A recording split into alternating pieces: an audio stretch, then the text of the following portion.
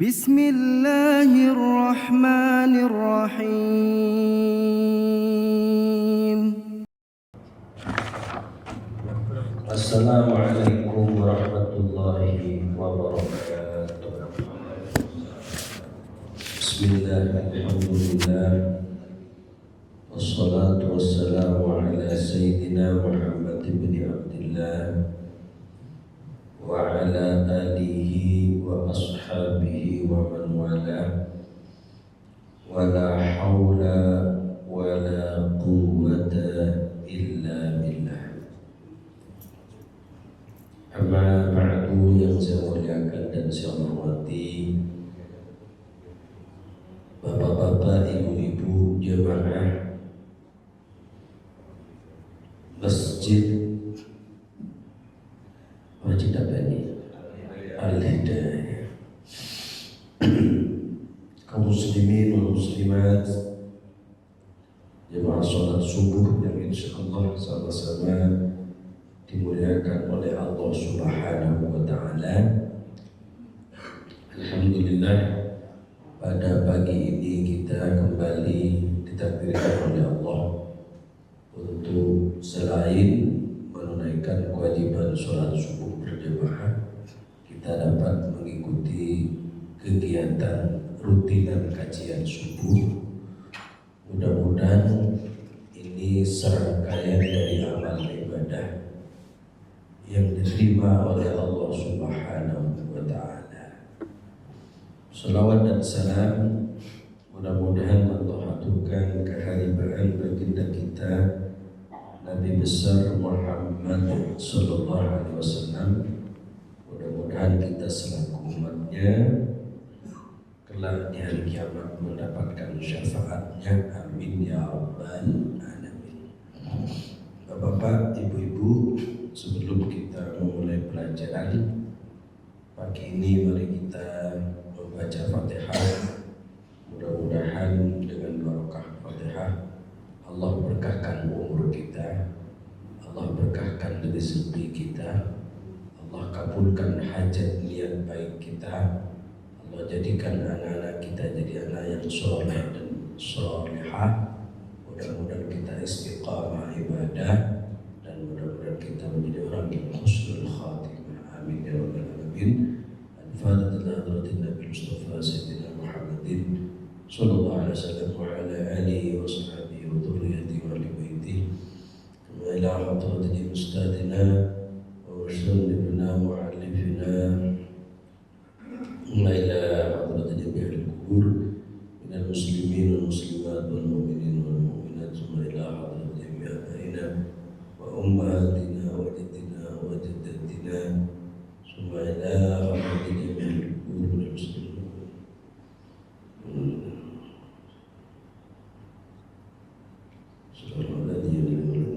الفاتحة. أعوذ بالله من الشيطان الرجيم. بسم الله الرحمن الرحيم. الحمد لله رب العالمين الرحمن الرحيم مالك يوم الدين إياك نعبد وإياك نستعين اهدنا الصراط المستقيم صراط الذين أنعمت عليهم غير المغضوب عليهم ولا الضالين. آمين. Bismillahirrahmanirrahim. Bapak Ibu yang dimuliakan oleh Allah Subhanahu wa Ta'ala, tema pagi kali ini kita akan membahas tentang panduan ketentuan penyembelihan halal menurut fatwa Majelis Ulama Indonesia. Kebetulan al-faqir saya pribadi adalah wakil sekretaris Komisi Fatwa MUI Pusat, yang salah satu tugas saya melakukan audit, melakukan pengecekan, melihat secara langsung proses penyembelihan hewan di rumah potong hewan, baik di dalam atau di luar negeri. Pengalaman saya Misalnya di sebuah kota, bahkan saya pernah melihat di berbagai tempat itu banyak juleha. Apa juleha itu? Juru sembelih halal. Itu cara nyembelihnya. Orang yang jualan ayam di pasar-pasar itu cara nyembelihnya itu tidak benar, salah. Ya kalau salah otomatis bangkai yang dijual haram, orang yang makan juga haram. Padahal Bapak Ibu jemaah sekalian, daging ini sangat apa ya? Kita tidak lepas kadang dari ayam, ya kan? Kambing, sapi. Contoh, kalau ayam sudah hampir Bapak Ibu di rumah mungkin dalam satu pekan sudah pasti belanja ayam, kadang ya. Lu kalau nggak belanja ayam, Bapak Ibu beliin makanan anak dan cucunya, kadang beliin sosis. Sosis itu ada dagingnya ya. Makan bakso, bakso itu ada dagingnya. Apalagi ini daging ini baik daging ayam, kambing, sapi, ini tidak lepas dari kita. Nah, pada suatu kesempatan saya ketika melakukan cek, kan orang RPH itu kan masing-masing rumah potong hewan itu,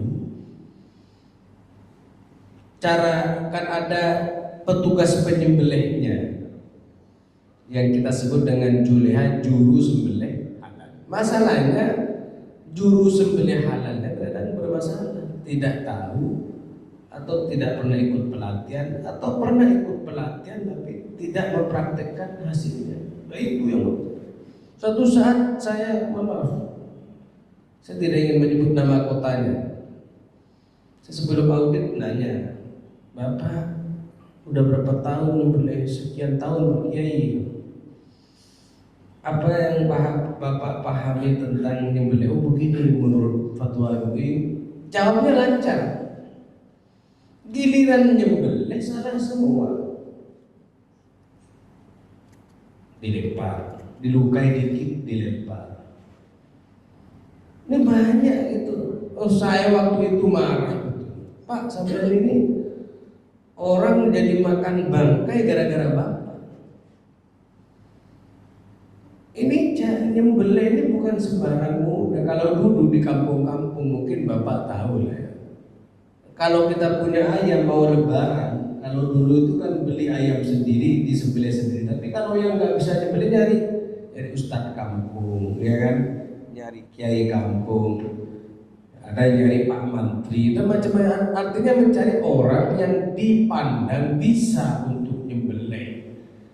Nah kadang nggak berani memang nyembelih sendiri, takut salah. Nah sekarang enggak. Karena faktor dia sebagai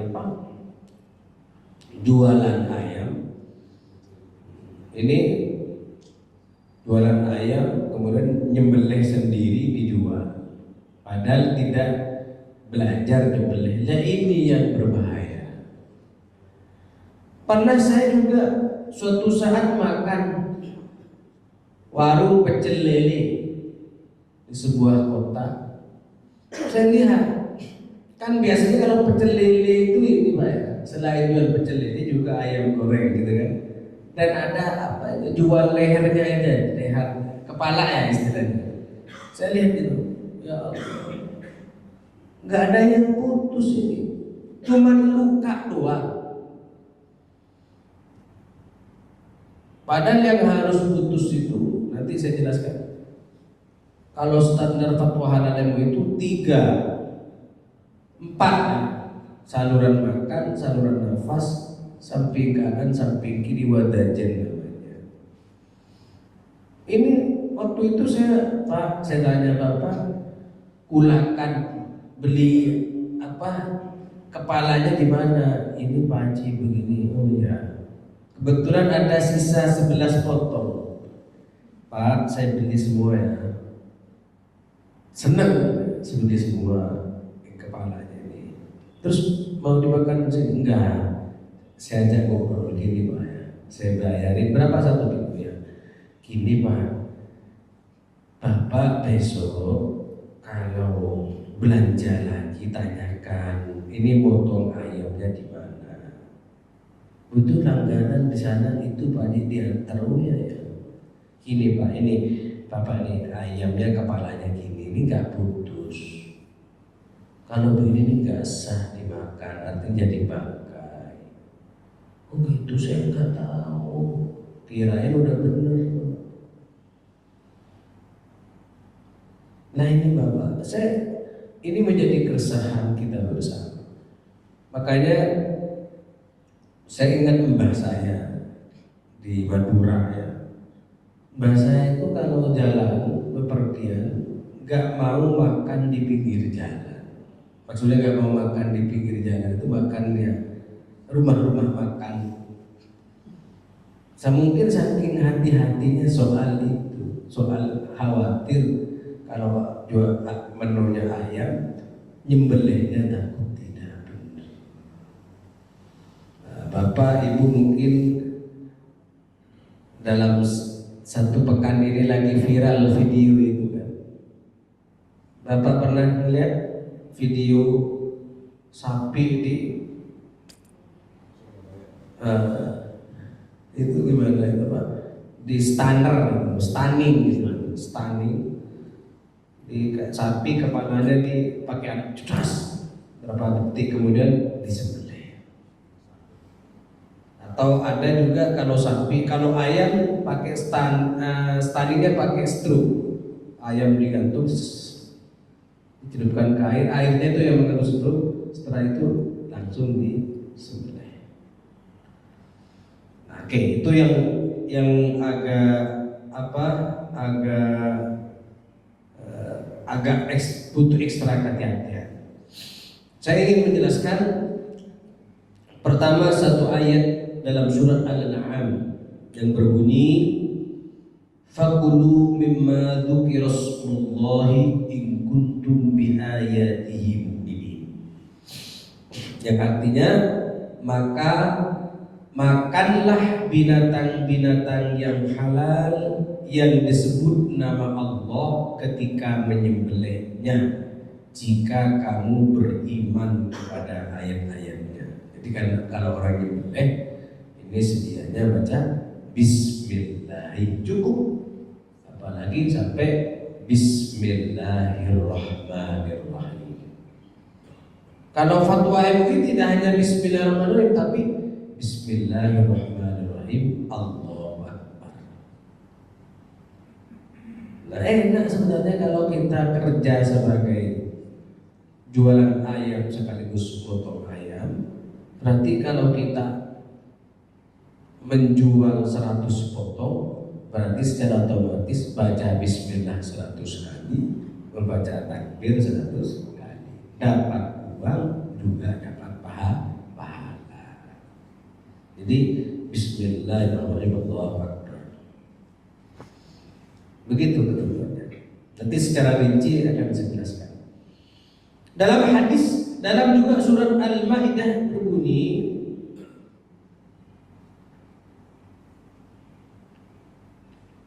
dalam surat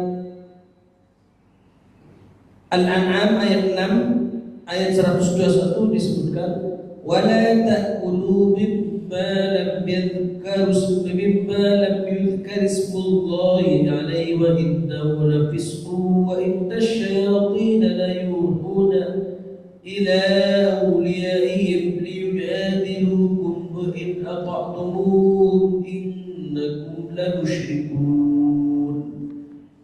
Ini juga berbicara tentang dan janganlah kamu memakan binatang-binatang yang tidak disebut nama Allah ketika menyembelihnya. Jadi kalau menyembelih baca bismillah, intinya begitu. Kemudian hadis riwayat Imam Muslim yang berbunyi, Innallaha katabal ihsana ala kulli syai' fa idza qataltum fa ahsinul qitlata wa idza dzabhtum fa ahsinul dzibhata wal yuhidda ahadukum syafratahu wal yuhri dzibhatahu. Yang artinya, sesungguhnya Allah mengharuskan berbuat baik terhadap segala hal. Untuk itu, bila kalian membunuh, bunuhlah dengan cara yang baik. Dan bila kalian menyembelih, sembelihlah dengan cara yang baik. Dan hendaknya satu di antara kalian mempertajam pisaunya serta membuat senang hewan yang akan disembelih. Artinya, Islam itu mengajarkan untuk selalu berbuat kebaikan. Hatta termasuk mau menyembelih ayam, kambing atau sapi itu harus dengan cara yang baik. Sebelum disembelih dikasih makanan, pisaunya harus tajam. Karena kalau nggak tajam menyakitkan, kasihan. Bahkan kalau yang sempurna itu antara kambing dengan samping yang akan disembelih itu jangan kelihatan. Ya, misalnya mau nyembelih ayam 10, yang 9 di sini nyembelihnya begini, menghadap kiblat ya, yang lebih sempurna menghadap kiblat. Taruh ayam yang disembelih jangan dekat-dekat, kasihan. Seandainya bisa bicara itu kan ayam yang satunya kan, saya menunggu giliran setelah ini mau dipotong juga, kan sedih kan. Sampai segitunya syariat Islam itu. Kambing juga. Jadi kalau ini pengurus masjid biasanya Idul Adha, ya ini harus tahu ya, cara nyembelih, aturan-aturan menyembelih. Jadi Islam itu mengajarkan tentang kebaikan. Maka perbaikilah segala hal, termasuk ketika menyembelih. Ketika menyembelih pisaunya harus tajam. Ya. Kemudian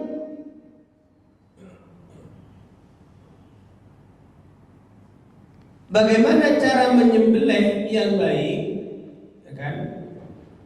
Cara menyembelih yang baik selain tadi membaca bismillah, menghadap kiblat, membaca Allahu Akbar, ini yang wajib harus putus menurut fatwa MUI adalah satu, tentu itu jumhur ulama katakan ini harus putus saluran nafas dan saluran makan. Berarti 2, satu saluran makan dan saluran nafas. Yang selanjutnya wadajen, yang disebut wadajen itu urat nadi samping kanan, samping kiri. Berarti total yang harus putus itu 4. Kalau penyebutannya 3, hulqum, mari, wadajen. Wadajennya itu 2, kanan kiri. Karena 2, maka total yang harus putus 4. Lah kadang karena tidak paham atau paham tapi teledor, ini nyambilnya langsung dilempar. Enggak putus, kadang putus 1, kadang putus satunya putus, satunya enggak sempurna. Kadang saluran makan dan saluran nafasnya putus, tapi urat nadinya enggak putus. Secara medis saya pernah konsultasi dengan dokter. Saya bilang, dok, kalau dalam Islam itu penyembelihan sempurna itu 4 yang harus terputus: saluran makan, saluran nafas, dan saluran urat nadi samping kanan samping kiri. Iya Pak Kiai, karena kalau hanya saluran makan dan saluran nafasnya yang putus, samping kanan, samping kiri, sekalipun ini sunnah, ya. Cuman kalau secara dalam mazhab Syafi'i, urat nadi samping kanan, samping kiri ini memang sunnah, tapi MUI menetapkan ini harus putus semuanya. Apa? Karena pandangan MUI itu bukan sekedar halal, tapi thayyib, bukan sekedar halal, tapi baik, higienis. Kata dokter, kalau hanya saluran makan dan saluran nafas yang terputus sementara urat nadi samping kanan, samping kiri tidak terputus, berarti darah tidak maksimal keluarnya. Kalau darah tidak maksimal keluarnya, maka daging cepat melepuh, daging cepat membusuk. Bisa dibuktikan. Saya pernah membuktikan. Bapak lihat, kalau melihat ayam di pasar atau udah nyampe rumah kepalanya udah memerah, itu berarti cara nyembelihnya tidak benar. Darahnya tidak tuntas disebabkan urat nadinya ada yang tidak terputus. Ada enggak sekalipun udah nyampe 1-2 hari itu enggak memerah, masih bersih, berarti itu mungkin benar. Nah, itu. Lalu bagaimana tentang nyembelih yang kadang di masyarakat itu berkembang begini. Begitu nyembelih jangan diangkat. Kalau memang yang baik itu kan memang kalau nyembelih itu kan harus cepat. Bismillah. Itu kan yang baik. Tapi kalau misalnya begitu nyembelih kok ternyata keangkat karena satu hal misalnya, maka segera langsung disembelih lagi selama hewan itu masih ada hayatul mustaqirrah. Dalam bahasa kita itu disebut dengan hayatul mustaqirrah. Jadi ada tanda-tanda kehidupan masih sehat gitu, masih sehat, masih bergerak banyak. Tapi kalau sudah disembelih terus ditaruh, setelah dicek kok udah mau mati, udah mau betul-betul mau mati, lalu disembelih lagi, tidak boleh. Tapi kalau disembelih tapi begitu karena tangan tergeser, tapi hewan itu masih sehat, langsung disembelih lagi, nggak apa-apa. Jadi dalam fikih itu ada istilah hayatul mustaqirrah, ada hayatul ghairul mustaqirrah. Jadi yang baik dipercepat sesuai hadis tadi itu, kalau kalian mau menyembelih percepat. Pisaunya harus tajam, jangan dibuat main-main, menyiksa. Tapi sekalipun anjurannya suruh dipercepat, jangan terlalu cepat sehingga tidak putus,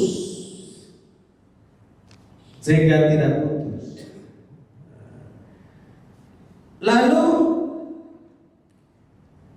bagaimana ketentuan fatwa MUI tentang penyembelihan? 1. Hewan yang disembelih adalah hewan yang boleh dimakan. Seperti apa? Kambing, sapi, apalagi kerbau, apalagi apa? Onta. Kalau hewannya nggak boleh dimakan, sekalipun nyembelihnya benar, ya tetap nggak boleh dimakan.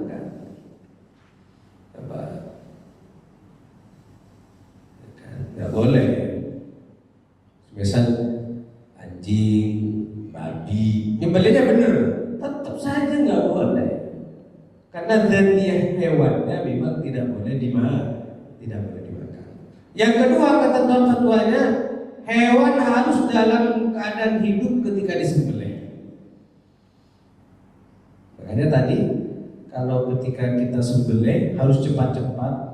Tapi kalau misalnya pisau kita angkat sedikit, tapi dalam posisi ayam itu masih kuat, kambing dan itu masih kuat, nggak apa-apa, langsung segera, jangan langsung dihukumi bangkai.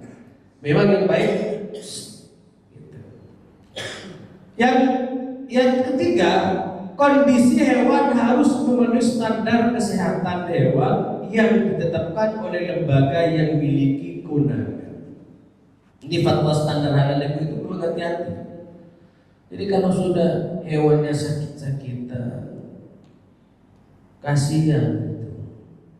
Kan bagaimana kalau hewan yang sudah sakit-sakitan itu disembelih? Boleh, tapi tidak standar halal MUI. Karena yang dipikirkan MUI itu karena kan masyarakat. Kalau sudah hewannya sakit-sakitan udah nggak sehat, lalu disembelih, itu kan takut nggak sehat, dagingnya nggak sehat. Tapi kalau untuk dikonsumsi sendiri boleh. Sakit hewannya, langsung sembelih nggak apa-apa. Boleh juga, cuman tidak baik. Halal kalau ini. Standar penyembelih. Sekarang penyembelihnya beragama Islam dan sudah akil baligh. Beragama Islam dan sudah berakil baligh. 2, memahami tata cara penyembelihan secara syar'i. 3, memiliki keahlian dalam penyembelihan. Berarti biar dia paham tentang penyembelihan secara syar'i, berarti dia harus tahu ilmunya. Yang harus dipotong itu berapa? Saluran makan, saluran nafas, dan urat nadi samping kanan, samping kiri. Jumlahnya sebenarnya 4, tapi penyebutannya 3. Hulkum, mahari, dan wadece. Terus punya keahlian. Kalau punya keahlian berarti kalau di kota-kota biasanya ikut pelatihan, dapat sertifikat.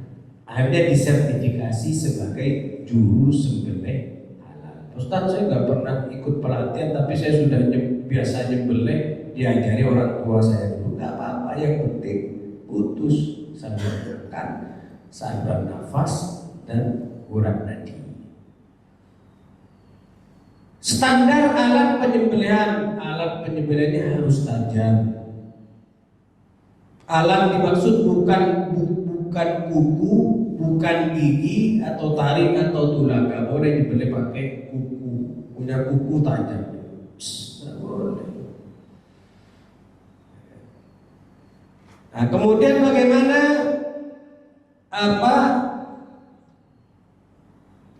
terkait dengan video yang viral, video stunning itu. Nah, dalam ketentuan fatwa Majelis Ulama Indonesia itu boleh penyembelihan pakai stunning. Alatnya namanya stunner. Kalau sapi biasanya begitu. Habis itu berapa detik kemudian disembelih. Atau kalau ayam pakai strus. Boleh asal ada asalnya, dengan catatan alat itu tidak mematikan. Jadi begitu jedas berapa detik kemudian langsung disembelih nggak apa-apa, karena itu termasuk mempercepat kematian, bukan menyakiti hewan. Yang nggak boleh itu menyakiti. Pakai pisau yang enggak tajam itu kan jadi sakit. Kalau ini malah mempercepat kematian. Jadi pakai start jedas, berapa detik kemudian langsung disembelih. Itu berarti kan cepat mati. Jangan ditembak jedas dibiarin. Piksa sadar boleh kalau gitu. Tapi kalau langsung segera disembelih boleh menurut ketentuan penyembelihan standar halal MUI. Sama ayam kalau pakai itu, yang pakai strum itu. Jadi kalau biasanya ayam itu digantung dalam posisi digantung ini, ternyata itu langsung disembelih.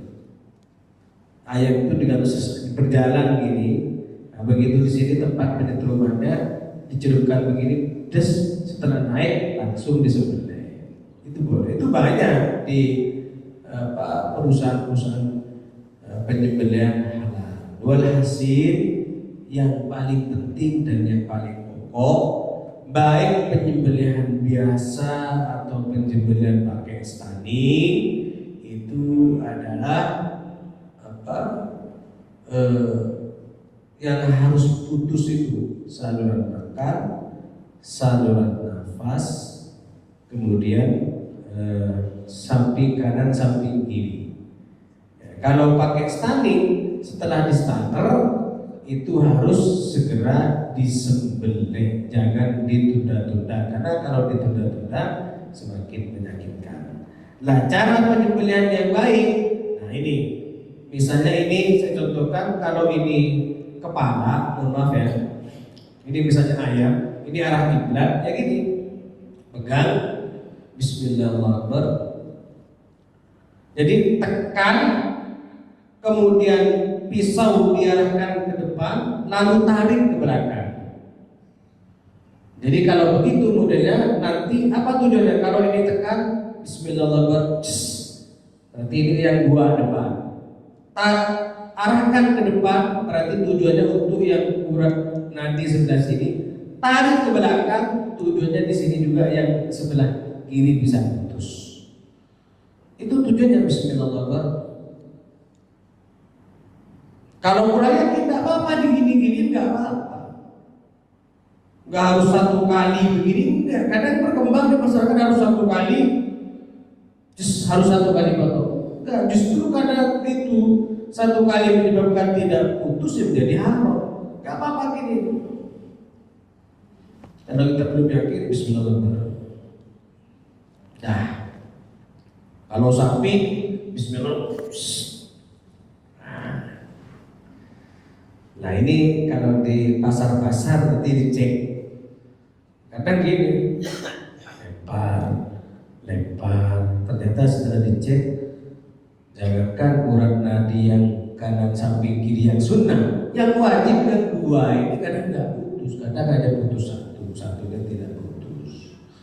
Nah, pengalaman saya pribadi yang sering mengecek, mengaudit pemotongan hewan, baik sapi, kambing atau ayam, saya justru lebih selektif makan di pinggir jalan gitu. Jadi kalau ke istri bilang kalau beli ayam, beli ke orang yang nyembelihnya yang benar gitu. Makanya bapak-bapak, ibu-ibu, ini ibu-ibu ini khususnya yang ke pasar, kalau belanja ayam perhatikan, ya kan,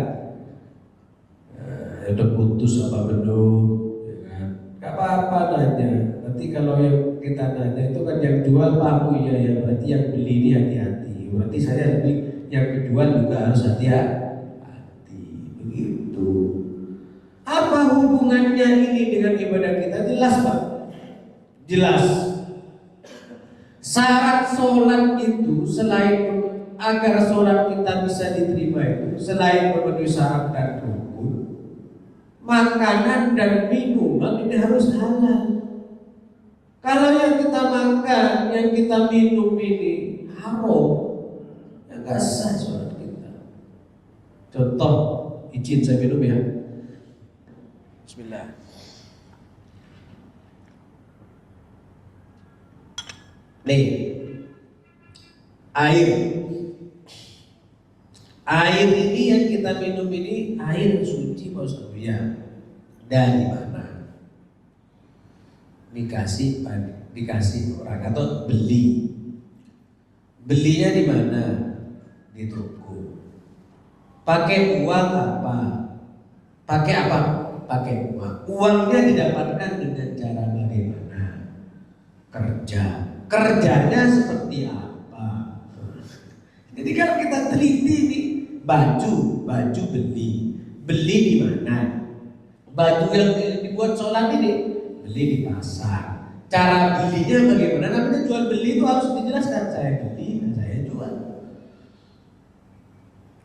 Beras beli di mana? Di pasar. Pakai uang apa? Kalau barang uangnya mencuri, hasil curian, hasil korupsi, pengaruh kepada karakter sifat kita. Makanya kalau sholat kita tidak khusyuk, tanyakan kepada diri sendiri, kenapa ya saya kok enggak suka khusyuk sholat saya? Perasaan biasanya saya khusyuk, kok tiba-tiba saya enggak khusyuk sekarang. Tanyakan apa yang kita berbuat. Lah berkaitan dengan itu, Bapak Ibu sekalian, saya mengingatkan kepada pribadi saya dan Bapak Ibu yang hadir di tempat ini, kalau mohon maaf banget, kalau Bapak Ibu kebetulan memang jual ayam atau punya saudara yang jual ayam, hati-hati caranya belinya. Gak apa-apa nanya. Jadi yang harus putus itu saluran makan, saluran nafas, dan urat nadi samping kanan, samping kiri. Kalau ibu belanja beli ayam, kambing, lihat dulu putus belum. Kalau nggak kelihatan tuh, kalau nggak putus tuh kelihatan, uratnya kelihatan, kalau dilihat itu kelihatan. Jangan dibeli karena itu bangkai, memakan bangkai hukumnya haram dan menyebabkan sholat kita tidak diterima oleh Allah Subhanahu wa Ta'ala. Barangkali ini yang dapat kami sampaikan. Saya tidak bisa sampai jam seperti biasanya karena saya di rumah sedang acara kegiatan Maulid. Tapi monggo dipersilakan sebelum ditutup nanti dipersilakan Bapak Ibu yang mau bertanya. Monggo silakan. Silakan, ya, monggo. Waalaikumsalam warahmatullahi wabarakatuh. Banyak makanan-makanan yang tidak halal. Ya. Sudah lama sekali di Indonesia. Mungkin puluhan tahun. Siapa yang bertanggung jawab dengan itu? Makanya mungkin kan sudah berdiri puluhan tahun. Betul. Bagaimana? Ya. Siapa yang bertanggung jawab? Yang bertanggung jawab adalah pertama adalah diri sendiri. Apa tanggung jawab diri sendiri? Makanya harus selektif membeli makanan dan minuman. Alhamdulillah MUI bertahun-tahun sudah ada namanya LPPOM, lembaga pemeriksa halal. Ditetapkan. Jadi ini kan termasuk tugas dan kewajiban saya, pekerjaan saya. Kalau kita mau jualan minuman, ketentuannya gini untuk dapat sertifikasi halal minuman kita. Ini airnya air apa? Cara buatnya seperti apa? Kemudian namanya apa? Jual bakso misalnya, baksonya pentolnya itu beli di mana? Beli di Bapak ini. Cara bikinnya seperti apa? Harus tahu, itu diaudit. Terbuat dari dagingnya kambing, ayam, apa sapi. Beli di mana? Dagingnya itu di pasar. Caranya belinya seperti apa? Benar, tidak ada masalah. Secara materi tidak ada masalah. Kemudian cara membuat baksonya, tidak boleh ini suci, ini najis. Nggak boleh barang suci dan barang najis dicampurkan. Kalau terjadi persentuhan suci dan najis, harus disucikan sebagaimana mestinya. Secara materi tidak masalah, secara pembuatan tidak. Namanya nggak boleh bakso setan, nggak boleh, nggak dapat sertifikasi halal. Kan ada tuh, ya kan? Kalau sop janda ada masalah, bakso janda. Tapi kalau bakso setan nggak boleh, bakso iblis nggak boleh karena namanya ada masalah. Lalu bagaimana pertanyaannya? Tanggung jawab siapa ini? Nah sekarang sudah ada undang-undangnya. Kalau dulu LPPOM bersama MUI yang menggarap itu, karena produksi obat-obatan, minum-minuman semakin banyak, maka negara hadir dengan Undang-Undang Nomor 33 Tahun 2014 bahwa makanan dan minuman baik yang beredar di Indonesia atau dari luar negeri yang mau dijual di Indonesia harus bersertifikasi halal. Agar dapat sertifikasi halal, maka daftarkan produk kita, ya kan, melalui misalnya ke lembaga LPPOM MUI, Melalui ada sekarang apa aplikasinya, aplikasi sialan, Bapak bisa buka aplikasi sialan. Jadi kalau Bapak punya usaha, misalnya makanan dan minuman, daftarkan biar dapat sertifikasi halal. Nanti diaudit oleh lembaga pemeriksa halal. Nah, lembaga pemeriksa halal itu ada auditornya, diaudit. Namanya Bapak jual apa? Bakso, dilihat.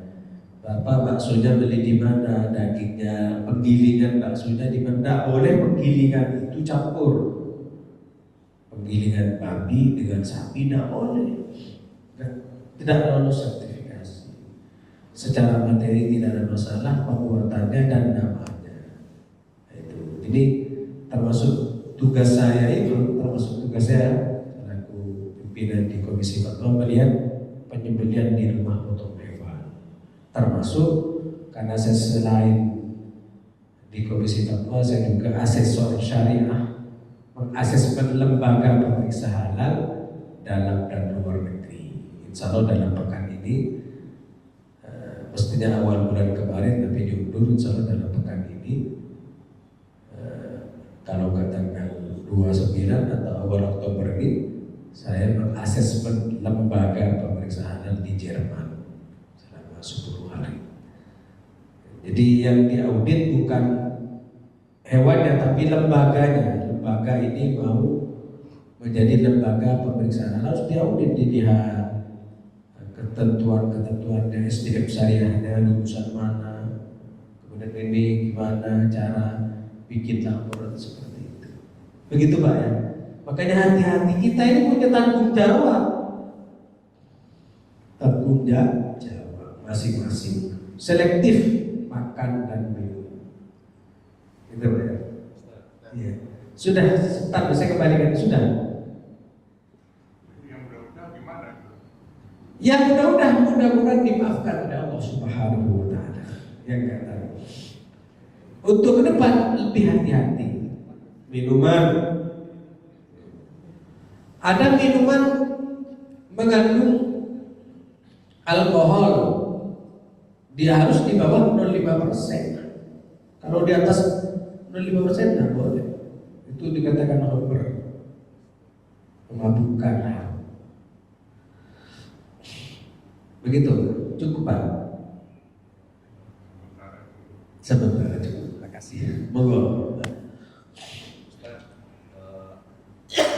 Misalkan kita tertarik untuk mengadakan kegiatan pelatihan untuk pemotongan hewan kurban, apakah bisa kerjasama atau rekomendasi dari Ustaz kira-kira seperti apa? Targetnya adalah mungkin untuk warga-warga sekitar sini, mengundang sekecamatan atau apa gitu. Monggo. Saya Insya Allah. Penting ini Pak. Ini penting dakwah kita ini Pak. Dapat pahala nanti pengurus masjid atau masjid ini. Ya kan? Nanti ada. Saya suka itu memberikan materi soal itu.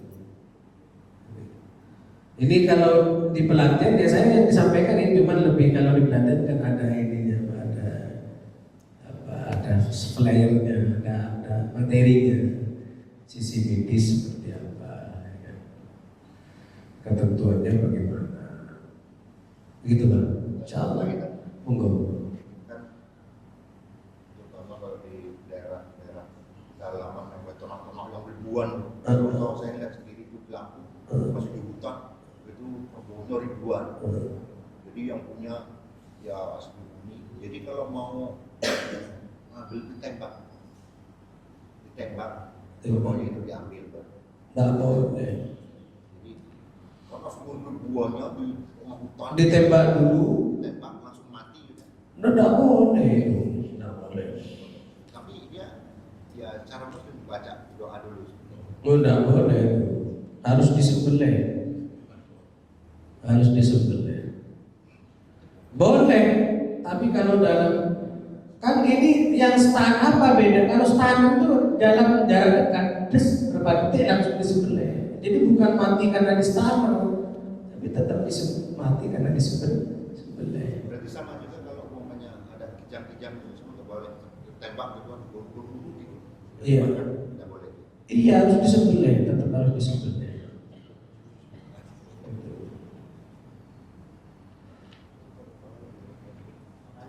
Ya. Ini untuk yang beli ayam itu ada doanya enggak? Kalau dulu saya waktu diajak bapaknya beli ayam, itu bapak saya itu baca doa. Oh iya. Tahu apa yang dibaca aku nggak ngerti sekarang, Iya, itu. nggak belajar. Jadi saya kalau sekarang karena aku nggak ngerti, cuma baca Bismillah, Allahu Akbar. Udah cukup. Itu yang dibaca. Yang dibaca bapak itu berarti bukan sebenarnya. Enggak, berarti lebih dari itu. Mungkin sudah baca Bismillah terus ada doa lain. Iya. Dibaca, pastinya baca Bismillah. Kalau apa? Kalau udhiyah, kan ada doanya. Ini saya serahkan untukmu ya kan gitu. Ada itu doa-doa untuk menyembelih untuk lewat kurban gitu. Jadi pasti baca Bismillah Allahu Akbar. Gitu. Begitu Pak ya. Jadi hati-hati Pak ya. Saya pesan saya sangat hati-hati mengkonsumsi hewan harus jelas-jelas halal gitu ya, atau minuman harus jelas-jelas halal. Kalau orang kampung dulu sampai ada gini, kalau ada orang mau ngambil menantu maka dites dulu bisa nyembelih hewan apa. Kalau nggak bisa nyembelih nggak diterima. Ada lagi pertanyaan? Monggo.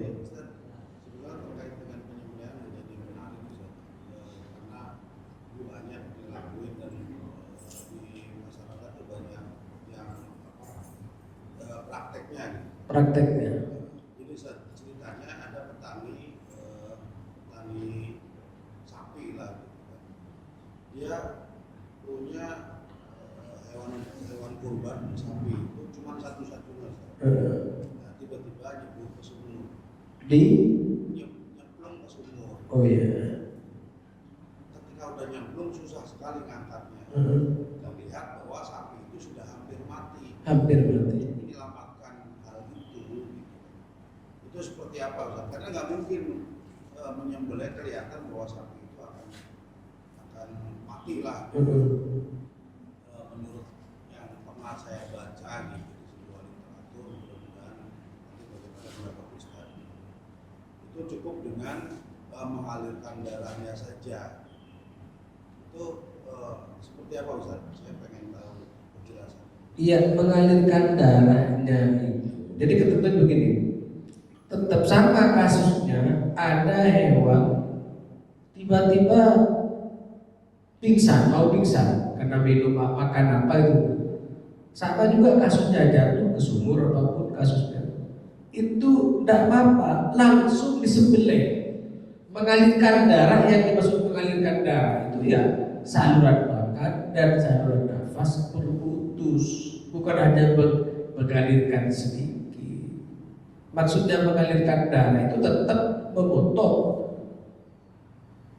lehernya sampai udara saluran nafas dan saluran makannya terputus. Kalau kondisinya di sumur kan tidak memungkinkan karena posisinya secara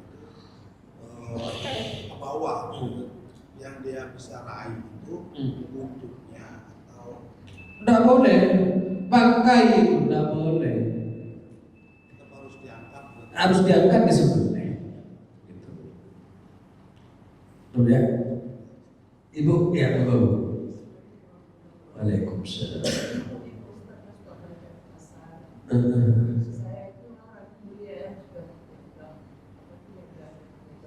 Betul.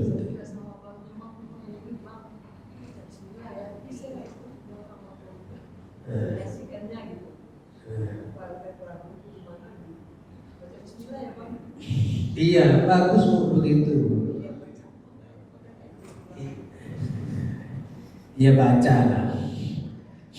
Sebenarnya ulama beda pendapat. Ada yang mengatakan baca Bismillah itu wajib, ada yang mengatakan sunnah. Misalnya mengikuti pendapat yang baca Bismillah itu hanya sunnah, berarti kalau nggak baca tetap sah. Cuman yang wajib ini Bu, saluran nafas dan saluran makan itu harus putus. Itu. Jadi makanya hati-hati. Saya selalu apa? Karena dulu saya kurang begitu hati-hati dalam pengertian kurang begitu hati-hati. Istri kalau beli ayam nggak suka dada, ya kan? Karena saya berpikir wah udah bener sembelihannya. Begitu saya sering melakukan audit ke bawah, ke lapangan di rumah-rumah potong hewan, ya kan? Kan kalau di rumah potong hewan itu kalau yang besar disembelih, setelah disembelih itu langsung dikuliti, kemudian langsung dijadikan kecil-kecil. Kita kan nggak tahu disembelihnya bener apa enggak. Ternyata nggak bener. Nah, setelah kadang-kadang dipotong, tapi dipotongnya setelah mati. Berarti itu terkasa kalau waktu nyembelih itu nggak terputus saluran makan dan saluran itu terkasa. Sekali habis itu dipotong lagi setelah mati, setelah dikuliti. Jadi kalau ibu belanja di pasar, hati-hati. Nanya, bang, yang belinya bener gak apa-apa? Atau ibu selektif? Di situ tuh biasanya belinya bener. Nah, gitu. Gitu Bu ya. Cukup ya. Barangkali ini yang dapat kami sampaikan.